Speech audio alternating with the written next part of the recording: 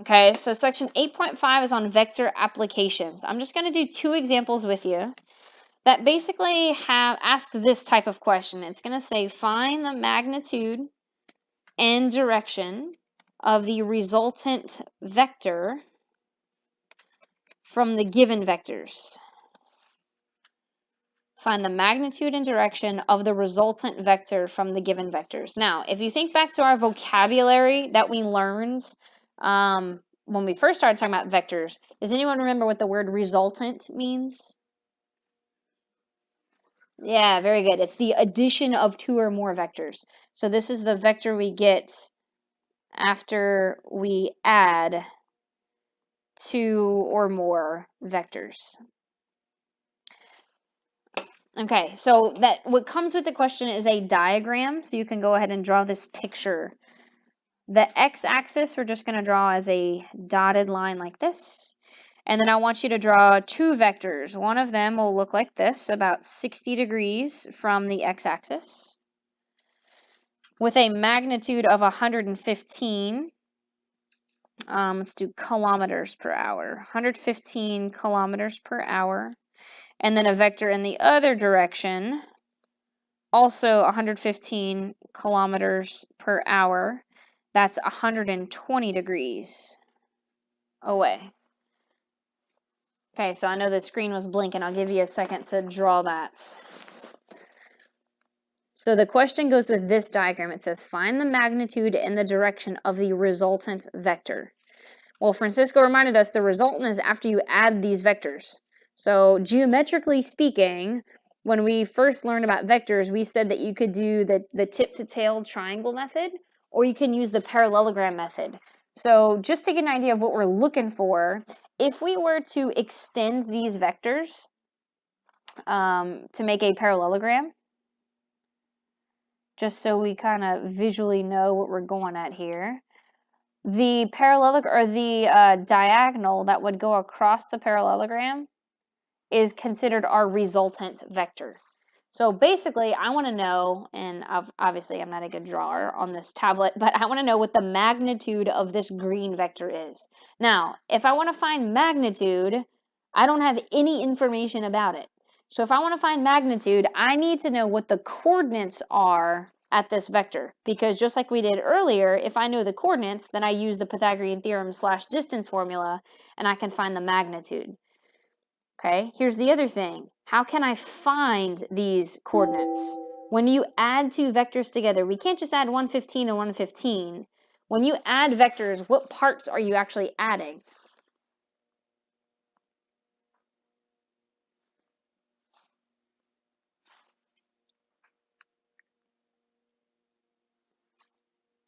What if we knew the terminal points of these vectors, right? What if I knew the coordinate points at the ends of these 2 vectors? Could I then add those together to get the coordinates of the resultant vector? That's all that it is, right?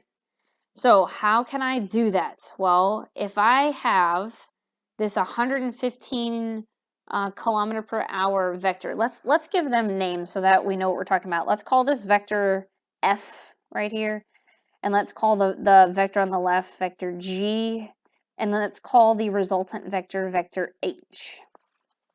So basically what we're trying to keep in mind is that if in order for me to figure out what vector H is, I want to add together vector F and vector G. But in order to be able to add them together, I have to know what their coordinates are. Right now I only know its magnitude.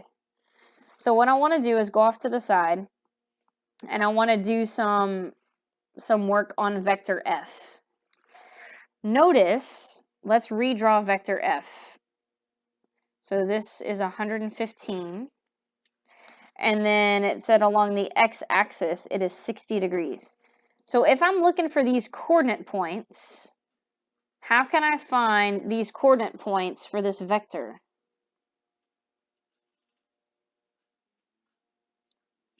How do you find coordinate points of any point on a coordinate plane? Like, what do the coordinate points even represent? The x and the y. So can we find this x distance and this y distance, and then those would give us our coordinates? Now, I'm going to call this fx, like f sub x and f sub y, since we're talking about the vector f. And then how do you suppose we might find these two lengths? Using SOHCAHTOA again, right? Using trig. So let's do the x value first. So if I use cosine, then I know that the cosine of 60 degrees, we know cosine is adjacent over hypotenuse. So adjacent is going to be fx over the hypotenuse is 115. And then to get fx alone, I'm going to multiply both sides by 115. And then 115 times the cosine of 60. Now, you could use your calculator, but do y'all remember what the cosine of 60 is? It's just 1/2. So 1/2 of 115 is going to be 57.5. So there's your x length is going to be 57.5. So that's going to go here. And then to find the y length, we're going to use the sine, because the sine will give us y values. So then if I do the sine of 60 is equal to opposite over hypotenuse, I'm going to get f sub y over 115. Multiply both sides by 115. I get 115 times the sine of 60. And then this one you are going to have to use your calculator. And let's go ahead and round to the nearest whole number. Now, you also have to make sure that your calculators are in degree mode, right? We've been dealing with radians a lot, but if they give us angles in degrees and you're going to do calculations with them, you have to make sure you're in degree mode. So what is f sub y? It's about 100. Very good. So if that's about 100, then you have found your coordinates for vector f. So if you go back to our original diagram here, we can write our coordinates, 57.5 and then 100. Now, you could also draw the triangle, like drop the altitude here and do all of this on the original diagram. I just drew one separate so my notes didn't get too muddied up. Okay, so now let's talk about vector g. Vector g is similar, except it's going the other direction. It also has a magnitude of 115. And we know that this angle is 120 degrees. So I can't make a right triangle with that 120 degrees. But what if I make the right triangle on this side? What would this angle be inside of this right triangle? It'd be 60, right? Because we know that straight angles are 180 degrees. So then if I subtract 180 minus 120, I get my leftover, which is 60 degrees right here. Okay, now, if you notice, you can save yourself from doing a lot of work. These triangles are exactly the same, except this one is just in quadrant 2. Right? The magnitude is the same. They're both 115. The angles are the same. So guess what that means about the x and the y value? They are also going to be the same, except what are the signs going to be? Yeah, the x is going to be negative, and the y is going to be positive. So we're going to use the same exact coordinates for vector f for vector g, except the x is going to be negative. So this one's going to be negative 57.5, because you start at the origin and you go to the left, and then up 100. Does anybody have any questions so far about what we have found or anything like that?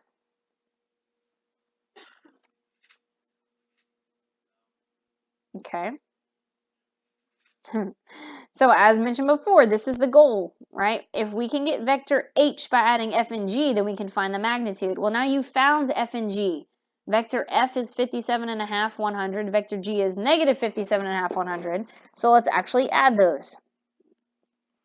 So that's going to be 57.5, 100 plus negative 57.5, 100. Now, when you add, I've had people making this mistake. I've had people adding the components from the same vector. Okay? You need to be adding the x with the x and the y with the y. So if we add 57 plus negative 57, we're going to get 0. And then the y with the y, 100 plus 100 is 200. So that means vector h is denoted by 0, 200. Now, this is not the magnitude. How do you find the magnitude now?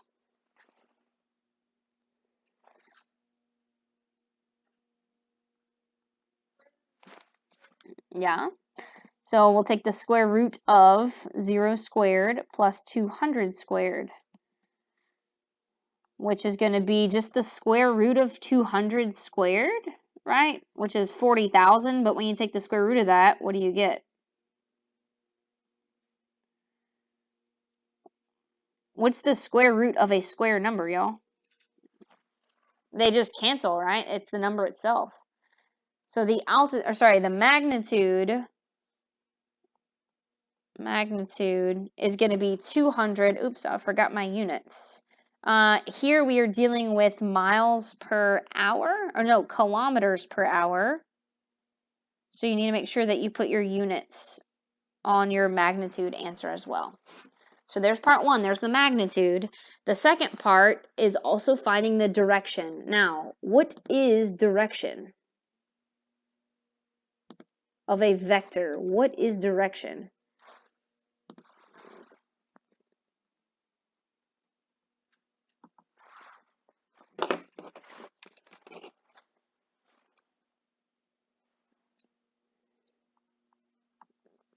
It is the angle between the vector and positive x-axis. It's the angle between the vector and the positive x-axis. So this is kind of where the unit circle is going to come into play. So if I have vector h with a 200 kilometer per hour magnitude, and its coordinate is 0, 200, where is that vector? If I start at the origin and I graph the point 0, 200, that's just straight up. So if this were on a unit circle, how many degrees would this vector be? 90. So theta, the direction of that vector, is just going to be 90 degrees.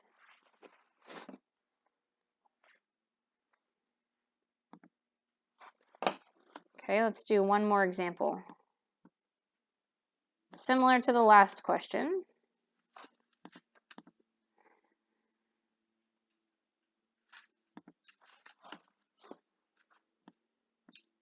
Oh my goodness.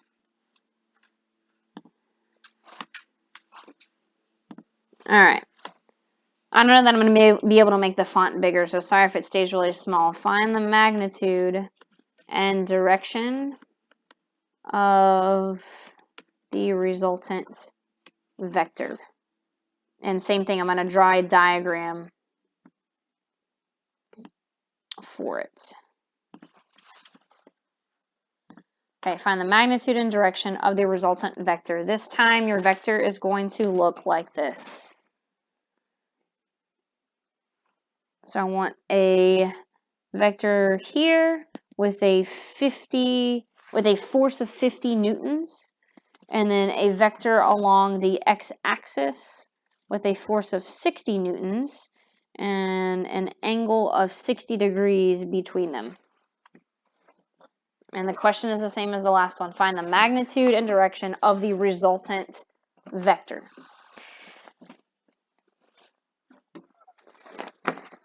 So again, geometrically speaking, if I use the parallelogram method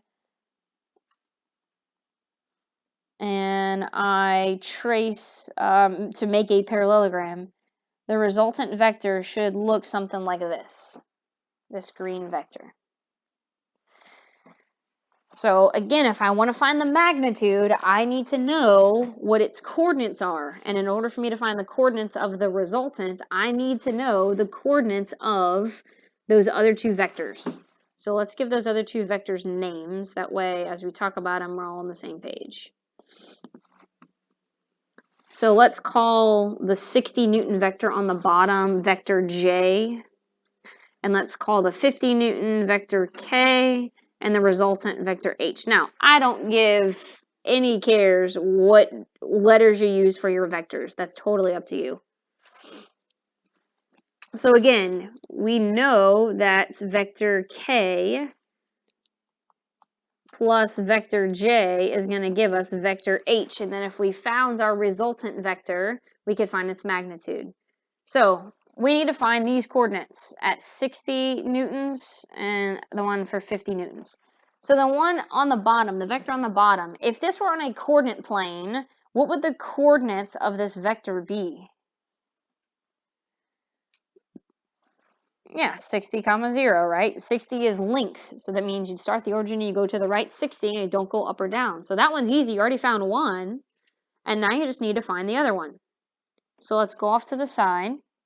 Or you could drop down an altitude straight on that drawing if you want. So if I have 50, we know the angle is 60 degrees. And in order for me to find the coordinates, I need to know what the x and the y components are for this. So again, this was for vector k. So I'm going to call the bottom part k sub x and the vertical part k sub y. And then I can use SOHCAHTOA, sine, cosine, and tangent, to find those values to get the coordinates. So let's do the cosine first. If I do the cosine of 60 degrees, cosine is adjacent over hypotenuse. So adjacent to that 60-degree angle is k sub x over the hypotenuse is 50. Multiply both sides by 50 or cross multiply, however you want to think about it. And you get 50 times the cosine of 60. Again, the cosine of 60 is just 1/2.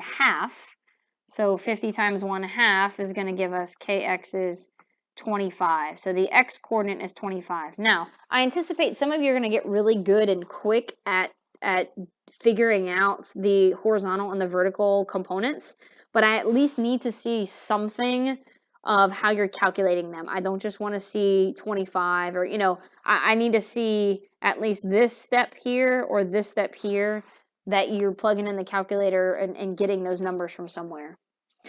Then if we do the sine of 60, sine is opposite over hypotenuse. So opposite of the 60-degree angle is k sub y. The hypotenuse is 50. Same thing. If we multiply both sides by 50,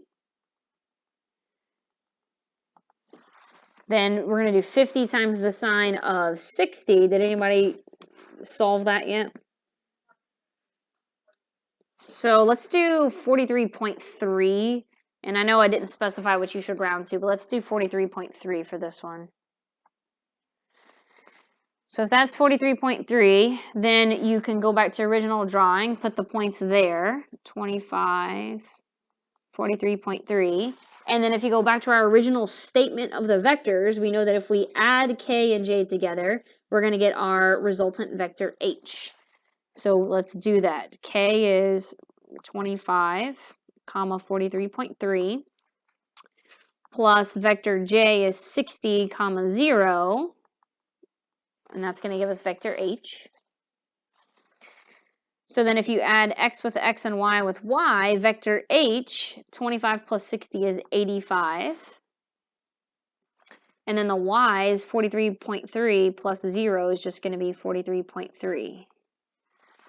So there's vector h. Now, unfortunately, that's not really an answer. The question is, what is the magnitude of that?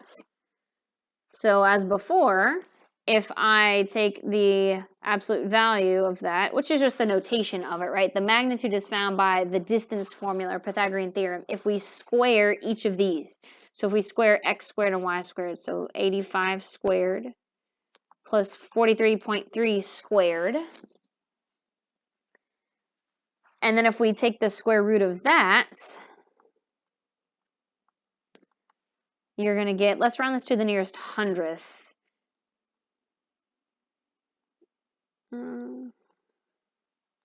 So this should be approximately, did anybody get a value for that yet? 5 point, I did the nearest hundredth just because, but yes, if you did nearest tenth, it'd be 0.4. So 95.39. Again, magnitude is length in this case, so you have to make sure you match up your units. The other units are being measured in newtons. So the force of the resultant vector is going to be 95.39 newtons. Okay, so that's the force, which is the magnitude. The last part is to find the direction. So the direction is the angle. Now this one is not as easy as just like plotting it, you know, okay, like if this were on a unit circle, where would that be? Because it's not straight up. Anything that's not horizontal or vertical, you have to do some math to figure out. So let's draw what the resultant vector looks like. It's something like this. We now know its coordinates are 85 and 43.3. So then if we place that on a coordinate plane unit circle, and again, kind of sketch out an X and a Y axis component, along the X axis, it's 85. Along the Y, it's 43.3. By definition, the direction is the angle between that vector and the X-axis, the positive X-axis. So if I'm trying to solve for theta, how can I do that?